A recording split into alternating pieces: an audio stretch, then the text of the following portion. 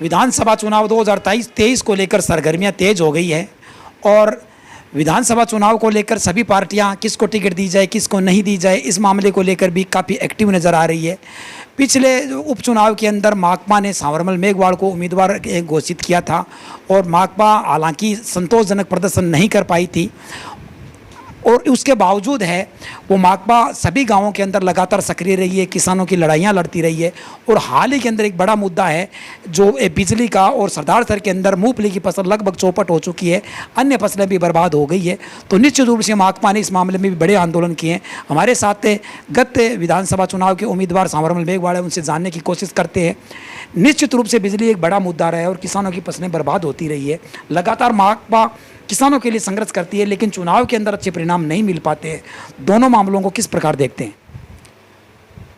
सबसे पहले तो सभी का नमस्कार। जो बिजली का मुद्दा है वो हमारे पूरे राजस्थान में आज जो समस्या बिजली की है वो समस्या पहले से ही बरकरार है। हमारे बानीपुरा का जो बिजली का बेल्ट है वो तो हमेशा से ही एक दयनीय हालात में रहा है और उन दयनीय हालातों में हर बार किसानों की फसलों के साथ ऐसा ही हुआ है। आला सर का जो 132 kV का GSS है उस पर बार बार जो लोड की बात कह के हमारे किसानों की जो फसलों को बर्बाद कर रही है सरकार, वो एक समझने वाली बात है। और दूसरी चीज़, आज भी किसान लाइट के लिए दर दर की ठोकर खा रहा है। अभी चूरू में अखिल भारतीय किसान सभा के नेतृत्व में भी हमारा आंदोलन है वो चल रहा है।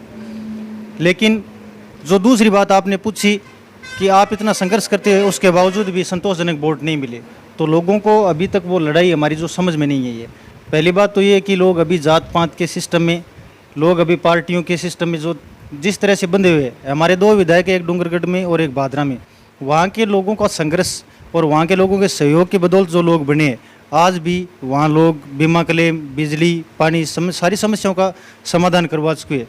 लेकिन हमारे अभी जो चूरू के अंदर क्लेम आए फसल का और 2021 के क्लेम की जो लड़ाई है वो लड़ाई भी आज भी जारी है। लेकिन जो पिछला क्लेम आया है वो अखिल भारतीय किसान सभा की देन है, वो हम सब किसान लोगों को समझनी पड़ेगी।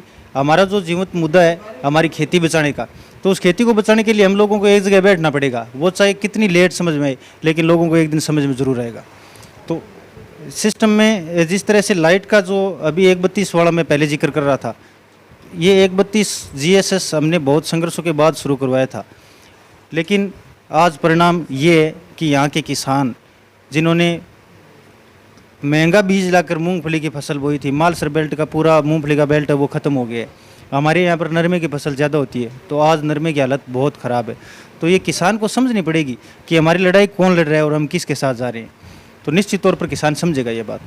नरमे की फसल बर्बाद हो गई है, मूंगफली की फसल बर्बाद हो गई, इसके अलावा भी सिंचाई से कई प्रकार की यहाँ पे और फसलें ली जाती है वो भी बर्बाद हो गई है। सरदार शहर है वो चूरू जिले का एक ऐसा क्षेत्र है जिसमें सबसे ज़्यादा सिंचाई होती है और सबसे ज़्यादा कुएँ हैं। सरदार शहर के कुएँ एक तरफ और चूरू जिले की सारी तहसीलों के कुएँ एक तरफ, ये बात कहें तो कोई अतिशयोक्ति नहीं होगी। सरदार शहर में बिजली का इंफ्रास्ट्रक्चर है वो जितना होना चाहिए वो नहीं है। सरदार शहर में बिजली का इंफ्रास्ट्रक्चर है वो काफ़ी कमज़ोर है, यहाँ की डिमांड ज़्यादा है, उसके बावजूद इंफ्रास्ट्रक्चर मजबूत नहीं हो पाया है।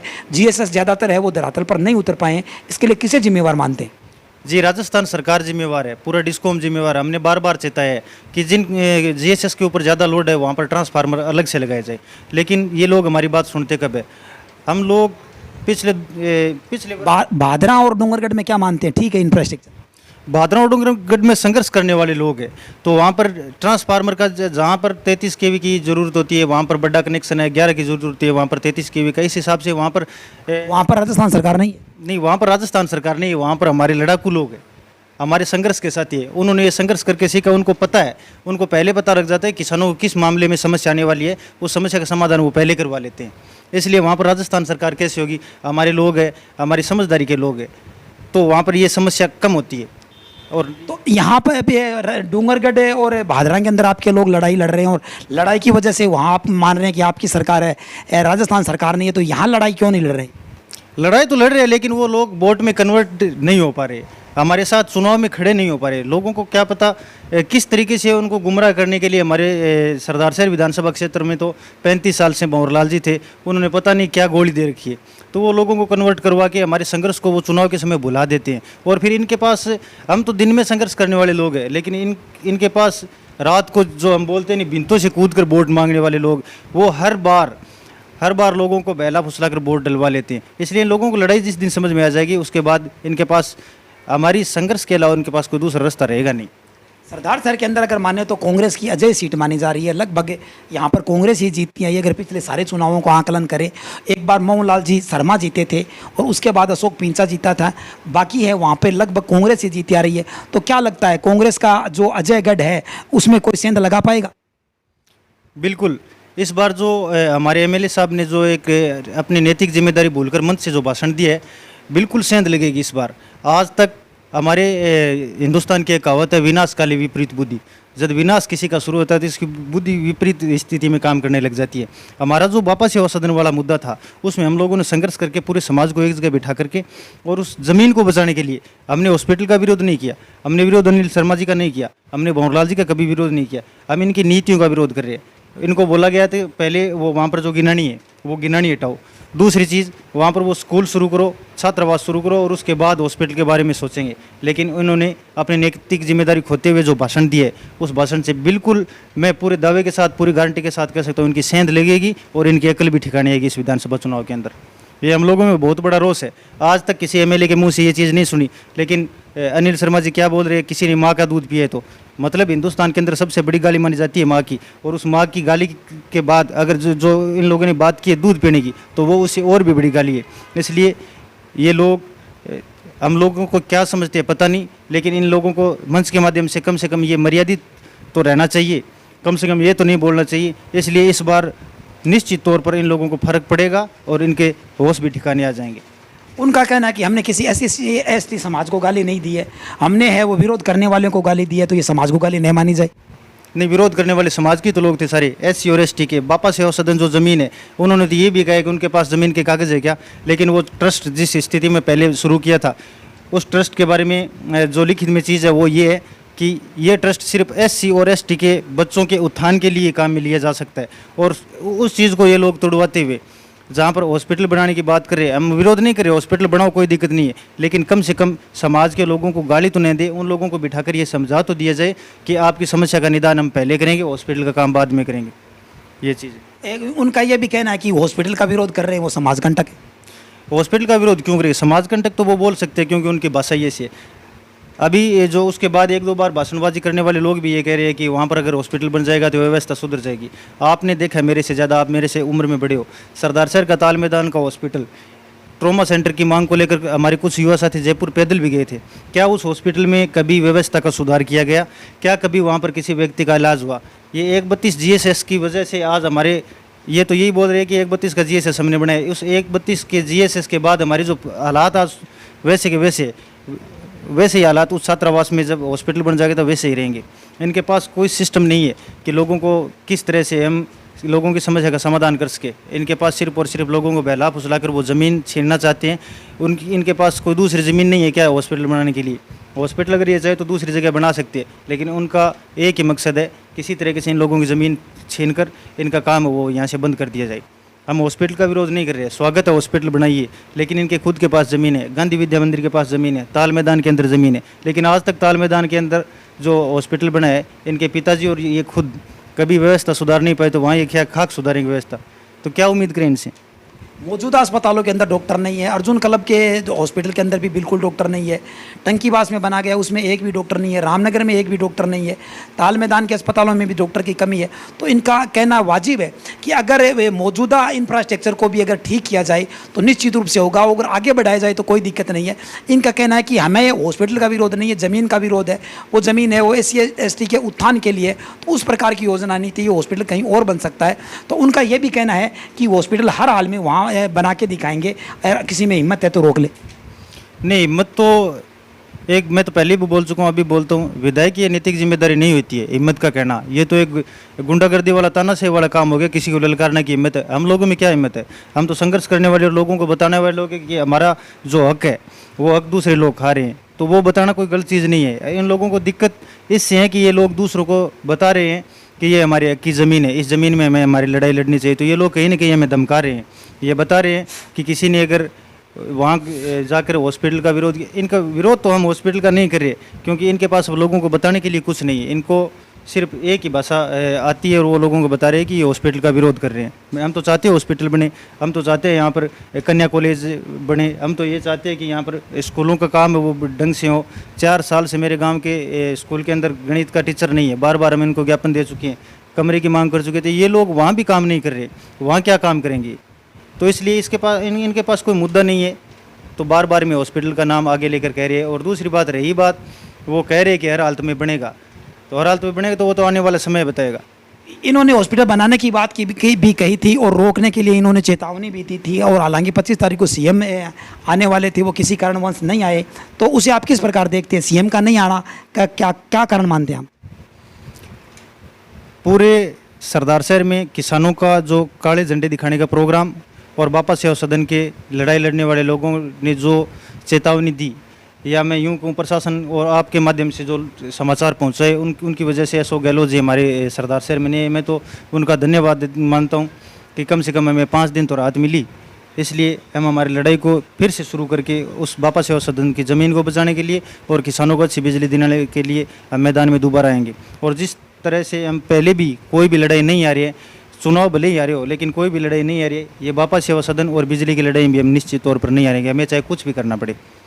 ये चीज़ें बापा सेवा सदन है और जो हॉस्पिटल की लड़ाई है, ये किसी हाल में नहीं हारेंगे। बिजली की लड़ाई भी लगातार लड़ते रहेंगे और निश्चित रूप से है वो विधायकी धमकियों से, इनका कहना है कि हम नहीं डरते हैं।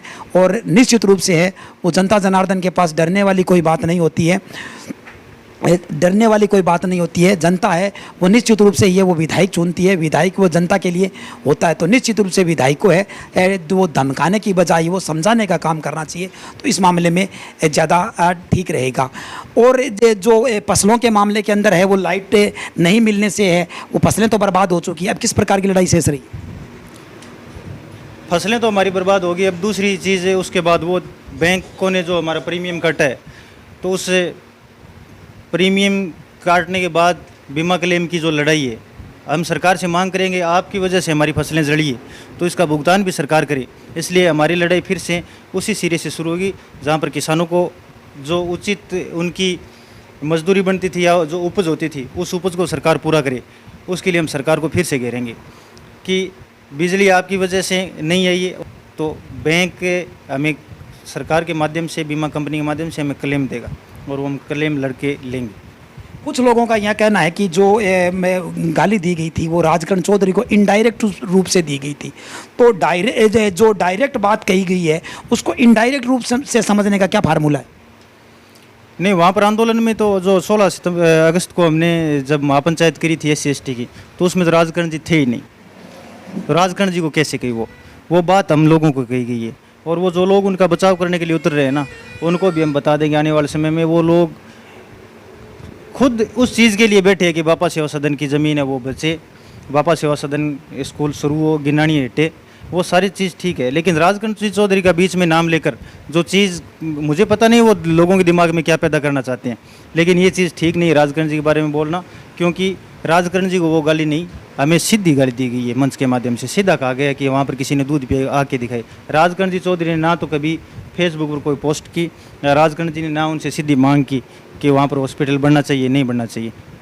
तो वो मैं मानता हूँ कि वो सीधी गाली हमें दी है।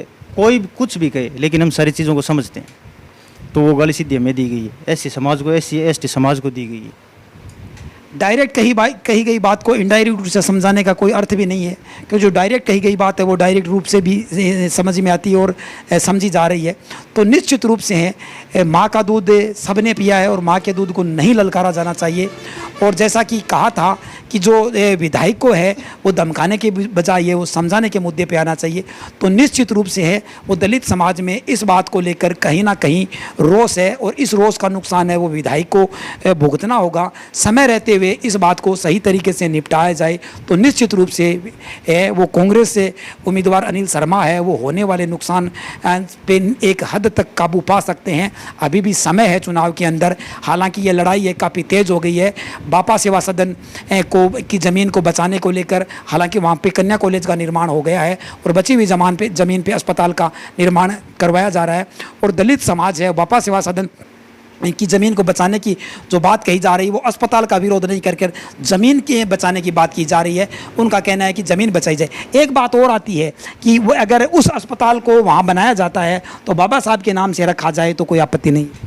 बिल्कुल वो चीज़ें होनी चाहिए। जहाँ पर वो कमरे देने की बात कर रहे हैं कि 5 कमरे किसी भामाशाह ने दिए, तो आज समाज के पास इतना पैसा है, वो 5 कमरे देने वाले कौन होते हैं समाज को बिना पूछे। और दूसरी चीज़, जो बाबा साहिब के नाम पर जो हॉस्पिटल बनाने की बात कर रहे हैं, तो उससे पहले जो बात कही गई थी गिनानी हटाई जाए, उसके बाद स्कूल को शुरू किया जाए और उसके बाद छात्रावास को शुरू किया जाए। उसके बाद सोचेंगे, कहा नहीं गए, लेकिन ये सोचेंगे कि आगे आने वाले टाइम के अंदर हॉस्पिटल यहाँ पर बनता है तो किस नाम से बनता है, कैसे बनता है। लेकिन पहले जो मूलभूत 3 समस्या, उन समस्याओं का समाधान किया जाए तो अगला स्टेप शुरू होगा। उस स्टेप की बात की गई है, लेकिन ऐसी कोई बात की नहीं की कि वहाँ पर किसी बाबा साहेब डॉक्टर भीमराव अम्बेडकर के नाम से हॉस्पिटल बनाया जाए। पहले जो मूलभूत समस्या उनको समाधान की बात की गई थी, तो वो तो उन्होंने आगे बात जोड़ी है लोगों को कमज़ोर करने के लिए कि जो का नाम चेंज करके वहाँ पर बनाए तो कोई दिक्कत नहीं है। तो वो एक राजनीतिक रूप से वो मतलब लोगों को ये जाके बता रहे हैं कि हॉस्पिटल तो बन सकता है, लेकिन ये विरोध उनका कर रहे हैं। तो ये थे माकपा से उपचुनाव के अंदर विधायक के उम्मीदवार है सांवरमन मेघवाल।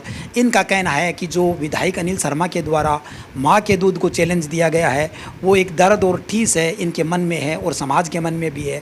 इस मुद्दे को अब चाहे किसी प्रकार से भटकाया जाए, समाज को जो दर्द हुआ है, ठेस हुई है, वो निश्चित रूप से समाज के समझ में आती है। अब डायरेक्ट कही बात को इनडायरेक्ट रूप से ये समझने को किसी प्रकार तैयार नहीं है। जो बात डायरेक्ट कही गई है उसे डायरेक्ट ही समझा जाएगा। तो निश्चित रूप से है वो माँ के दूध को चुनौती नहीं दी जानी चाहिए, क्योंकि सभी है वो माँ का दूध ही पीकर बड़े होते हैं। ये कुदरत का नियम है और कुदरत को चुनौती नहीं दी जानी चाहिए। तो निश्चित रूप से जो बापा सेवा सदन का मुद्दा है वो विधायक भंवरलाल शर्मा के लिए नुकसानदायक है।